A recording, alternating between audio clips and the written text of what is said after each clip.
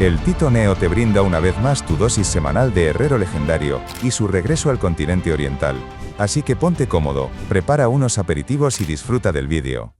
En un flashback al pasado, una persona se dirige al príncipe para preguntarle si se encuentra aquí. Otro sujeto responde desde el interior de la posada. Supongo que ya has oído que me desmayé mientras hacía una huelga de hambre para protestar por la construcción de un nuevo edificio. Realmente has venido lo antes posible, pero por favor, guárdate las quejas para más tarde. He preparado tierra nueva para la granja, así que relájate y déjalo por hoy. Si estás agradecido, demuéstralo no tratándome como a un príncipe durante un mes, dijo el sujeto.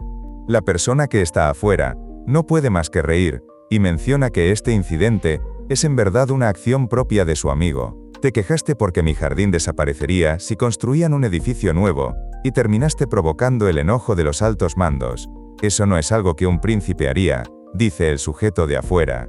El príncipe revela que estuvo gritando más de 108 veces que su mejor amigo, Han Seok-bong, derramó su sangre, sudor y lágrimas en este jardín, y que, por esta razón, ni siquiera pudo comer bien. Han Seok-bong desea mostrar su gratitud a su amigo por proteger sus flores, pero espera que su amigo no le conceda estos favores una vez que se convierta en el rey. El príncipe considera que Han Seok-bong hace el bien, y él lo ayudará con ello, aunque se burla de él cuestionando si acaso teme tener que administrar un jardín más grande. El joven Han Seok-bong le pide al príncipe que deje de lado sus deseos personales y luche por el bien público. Debe intentar crecer y priorizar el bienestar de la nación por encima de todo. Dicho esto, decide marcharse. Al escuchar que su amigo no valora sus esfuerzos, el príncipe comenzó a gritar que Han Seok-bong probablemente olvidó incluso su nombre después de haberlo llamado príncipe por tanto tiempo, y le recrimina sus acciones. De regreso al presente, alguien comenta en la prisión que hizo una promesa. Así que se obliga a comer su comida aunque no pueda. El rey de Cho revela que Han Seok-bong es su único amigo a quien ha amado y respetado, y quien ha compartido su voluntad desde sus días de príncipe. Él cuenta que sus vasallos están enfurecidos y no puede retrasar más su ejecución, por lo que se disculpa con Han Seok-bong. Por su lado, Han Seok-bong responde que fue él quien solicitó esto en primer lugar. Le pide a su amigo que abandone cualquier apego persistente a un criminal que merece la muerte y lleve a cabo la ejecución. El rey de Cho aprieta su puño con impotencia, ya que la presión para descubrir el paradero de quien fabricó el arco del Fénix Rojo es cada día más fuerte. Además, la rectitud de Han Seok-bong siempre resultó molesta e incómoda para los funcionarios corruptos. Aunque el monarca confía en él, Han Seok-bong eligió la lealtad hacia un extranjero por encima de la seguridad de su propio reino. El rey le promete a su amigo que protegerá la vida de Sua sin importar lo que ocurra. Por esta misma razón, le pide que no le guarde rencor, incluso si su muerte llega a ser solitaria. Desde el interior de la celda, Han Seok-bong solo puede dejar escapar un suspiro de alivio, pues siente que su amigo finalmente tomó una decisión digna de un rey. Cuidarás de Sua, y harás que este reino sea más fuerte que nunca. Entonces, ¿por qué estaría resentido contigo, Suang?, dijo Han Seok-bong mientras desea que su amigo tenga una vida larga y saludable para que no tengan que encontrarse pronto en el más allá. Es entonces que la historia nos transporta a Kars, la capital real de Cho. El protagonista está impresionado ya que la ciudad es más vasta que Reinhardt y contiene varias culturas. El comerciante Muto responde que el vasto continente oriental tiene solo 5 reinos, así que es normal que sea distinto al continente occidental. Muto revela que planea investigar el mercado antes de conocer al rey de Cho, y pregunta qué es lo que hará Grid. Nuestro protagonista le desea suerte al comerciante y responde que él debe buscar a alguien.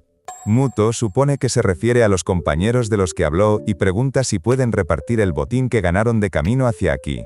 Él ya se había ofrecido a acompañar al protagonista pero entiende que todavía desconfíen de su persona. El protagonista recuerda que es cierto, y entrega su parte a Muto tras dividirla en una proporción de 8-2. El comerciante se sorprende por esto, ya que fue Grid quien eliminó a la mayoría de los monstruos. A él ya le parecía bien que lo hubiera dividido en 9-1. Grid recuerda que Muto ayudó con sus mercenarios, así que decide repartirlo de forma justa. El comerciante comprende que la honestidad de Grid es la razón por la cual las personas con talento se unen a él. Él piensa que tendrá que visitar su reino una vez que regrese al continente occidental. Él agradece al protagonista por todo y le pide que se cuide, diciendo que se contactará con él más tarde. El herrero legendario razona que ha formado una buena relación al compartir el botín, y espera que Lawel lo felicite más tarde por ello. Mientras él camina sumido en sus pensamientos, algo capta su atención. En la capital, la gente comenta que la ejecución del señor de Pangea se realizará mañana. Los funcionarios le exigieron información, pero él se negó a darla. Ellos no pueden creer que ignorara a los Yangbans, y entienden que Han Seok-bong merece la muerte, aunque antes tenían una opinión distinta de él. El protagonista se queda de piedra al descubrir que la ejecución es inminente. Él planeaba reunir información primero y conocer al rey de Cho si esto no funcionaba, pero ahora deberá rescatarlo sin los datos adecuados.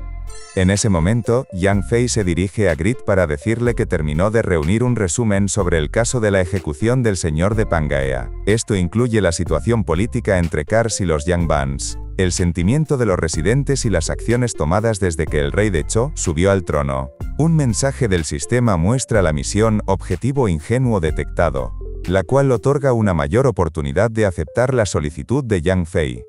Grid se pregunta dónde ha estado la chica y la elogia diciendo que es la mejor. Por su parte, la chica solo quiere que el protagonista la recompense con 1 hora de masajes. En otro lugar, alguien golpea una puerta sin poder creer que la fecha de ejecución vaya a ser mañana. Sua no entiende cómo pudo pasar esto, cuando todos saben de la devoción de su padre a este reino. No puede aceptar que lo vayan a ejecutar solo porque desafía a los Yangbans. Otra persona le responde que el reino de Juan trasciende el concepto de naciones, ya que es el reino de lo divino. La ira de los Yangbans, quienes son considerados los residentes de tal reino, es similar a un castigo celestial. Advierten a la mocosa para que tenga cuidado con lo que dice. Es aquí cuando se nos presenta a un nuevo personaje, Sam Da-su, un noble de primer rango del reino de Cho. Este último menciona no estar de acuerdo con culpar a una persona por asociación y pregunta por la opinión de Sua. El tipo le promete a la hija de Han Seok-bong que si le confía su seguridad, le hará saber al rey de Cho sobre su lamentable historia. Sua responde que siempre ha anhelado al señor Sam Da-su, y le ruega que por favor pase y la deje tener su gracia. Este comentario enciende al noble de Cho, que entiende que la pequeña debe estar muy sofocada dentro de esta pequeña y caliente prisión, por lo que la hará pasar un buen rato.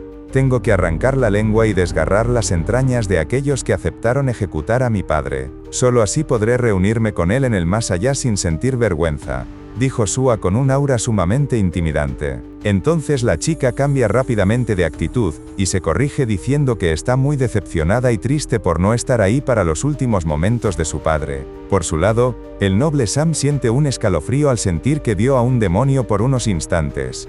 Sam Da-su desafía a la mocosa para que siga intentándolo, ya que todo cambiará pronto. Sua le grita que espere un momento. Sabe bien que la ejecución de su padre no se puede revertir. Planeó escapar cuando los guardianes mostraran alguna apertura, pero parece que ya han visto a través de ella. Esta era su única oportunidad para rescatar a su padre, pero la desperdició. Sua se siente realmente impotente, ya que no encuentra ninguna salida para esta situación, sin importar cuántas veces lo piense. Es entonces que la historia nos traslada a un escenario diferente. Delante de una alcantarilla, una persona pregunta si esta es verdaderamente la entrada a la prisión. Yang Fei está segura de ello, y cuenta que le tomó un tiempo encontrar información adicional sobre esta prisión. Según los datos del informante K, el volcán Hyu fue convertido en una cárcel, y el testigo C asegura haber visto al personal entrar por este lugar. Grid confía en que la información es cierta, ya que ella misma la consiguió. La chica añade que, como plan B, puede poner al protagonista en contacto con personas influyentes para solicitar una reunión exclusiva con el rey. El protagonista cree que si se opone directamente al monarca, es muy probable que éste se vuelva hostil, por lo que debe evitarlo si es posible. Entonces, Yang Fei propone el plan C, el cual consiste en darles la comida de Idan. Grid rechaza esta idea de inmediato, pues no quiere ser ejecutado al instante, y pide a los chicos que vayan a descansar a la posada mientras tanto.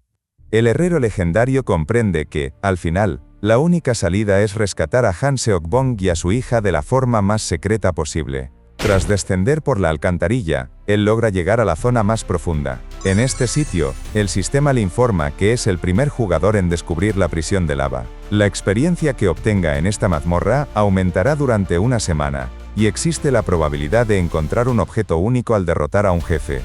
Nada más cruzar el portal hacia la mazmorra, nuestro protagonista siente una gran oleada de calor. Justo al otro lado, él se topa con un guardián de la prisión del tipo Jiangxi. Grit se sorprende al descubrir que los guardias son monstruos. Aunque él no entiende bien la situación, sabe que destruir a una criatura es mucho más cómodo que enfrentar a soldados. Por ello, decide acabar con el enemigo rápidamente para encontrar a Han Seok-bong y a su hija. Las manos de Dios golpean directamente al monstruo. Grit exclama que el martillo Mjolnir debería aturdirlos por ser no muertos, pero sus pensamientos son interrumpidos cuando el enemigo lo ataca de repente.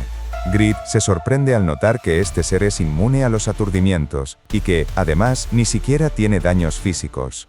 Al sacar su gran espada fracaso, el herrero legendario exclama que, si sus artefactos no son suficientes, deberá cambiar su estrategia y terminar con esto lo antes posible.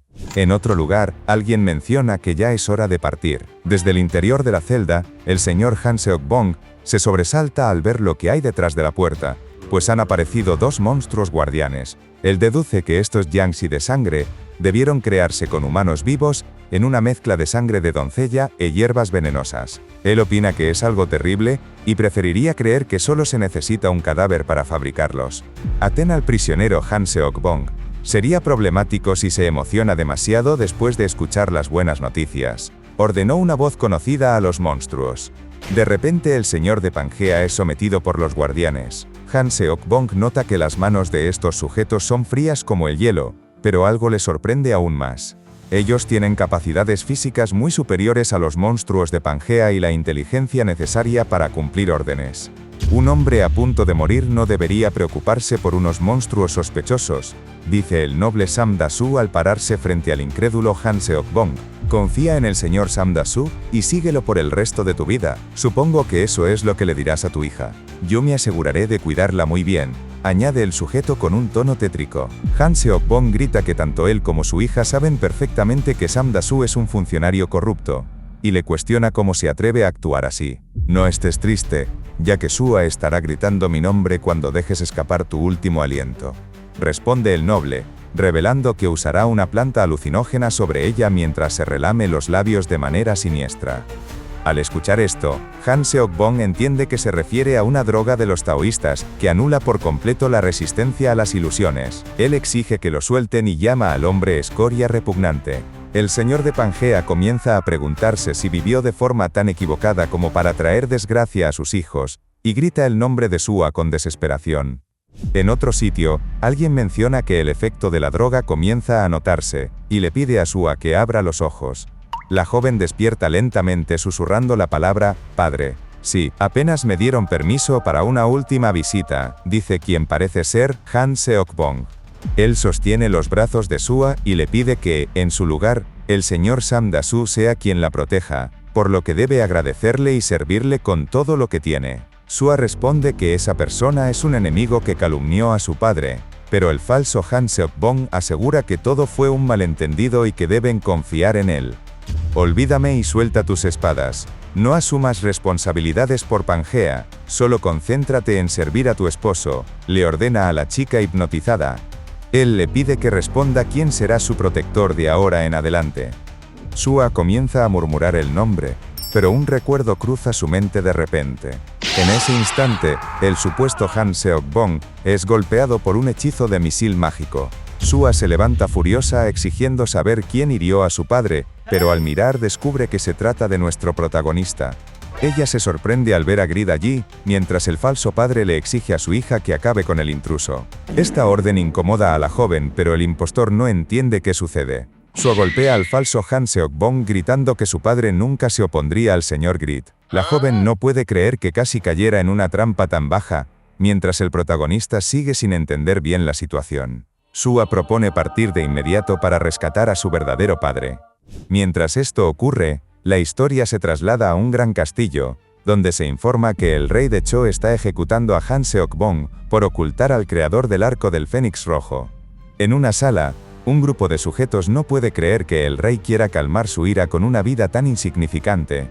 Otro hombre insiste en que el creador debió ser Pakma, aunque no sabe cómo sigue vivo. Él menciona que si Han Seok-bong no habla, deberán actuar. Otro presente comenta que desea conocer a Pakma, y extraña su manejo de la espada. Su compañero añade que Pakma fue derrotado por Hanul de un solo golpe, por lo que no considera eso verdadera esgrima. La conversación es interrumpida por otra persona que les ordena mantener la calma. Mantengan su dignidad ante la gente común, ya que nosotros somos Yangbans, exigió con tono amenazante el individuo que anteriormente el protagonista confundió con Pakma. El capítulo publicado esta semana arranca con un flashback que revela la profunda amistad entre el actual rey de Cho y Han Seok-bong.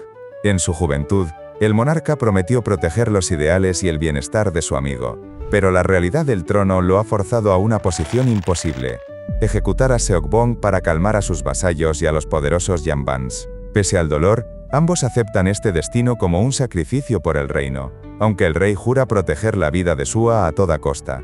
Recordemos que los Yangbans son los nobles de un reino divino llamado Huan, y Grid ya se topó con ellos la primera vez que vino al continente oriental, y había uno que se parecía mucho a Pakma por sus vestimentas, además de que sintió una presión abrumadora por parte de ellos. El protagonista consigue llegar a la vasta capital de Cho. Tras repartir el botín de forma justa con el comerciante Muto, Grid descubre que la ejecución de Han Seok-bong es inminente. La urgencia es máxima, pero gracias a la inteligencia recopilada por Yang Fei, Grid localiza una entrada secreta a la prisión de lava a través de las alcantarillas. Dentro de la mazmorra, Grid se enfrenta a los guardianes Yangshi, un término que se traduciría literalmente al español como cadáver rígido. El herrero legendario se ve obligado a sacar a fracaso para limpiar el camino rápidamente. Mientras tanto, el corrupto noble Sam Da-su intenta aprovechar la situación. Usando drogas alucinógenas de los taoístas, intenta engañar a Sua disfrazándose de su padre para que ella le sirva y se rinda ante él. Sin embargo, el plan fracasa cuando un misil mágico de Grid interrumpe la escena. Sua, al ver al protagonista, rompe el hechizo, sabe que su verdadero padre jamás se opondría a Grid. El capítulo cierra con una revelación inquietante en el castillo. Un grupo de Yangbans, seres considerados divinos y superiores a los humanos, observan la situación con arrogancia. Aparentemente estas personas se relacionan directamente con el herrero de las leyendas Pakma. Entre ellos destaca el individuo que Grid confundió previamente con Pakma, confirmando que el conflicto en el continente oriental ha escalado a un nivel celestial. Grid y Sua ahora deben rescatar a Han Seok-bong, antes de que el hacha caiga y los Yangbans decidan intervenir. Esperamos que en el capítulo de la semana que viene se nos dé más información, ya que la historia quedó muy caliente, y aprovechamos para mandarles un abrazo a los miembros que apoyan económicamente al canal semana a semana. Tendréis la continuación en este otro lado cuando se publique. Muchas gracias por haber llegado hasta el final del vídeo y hasta la próxima, Rey.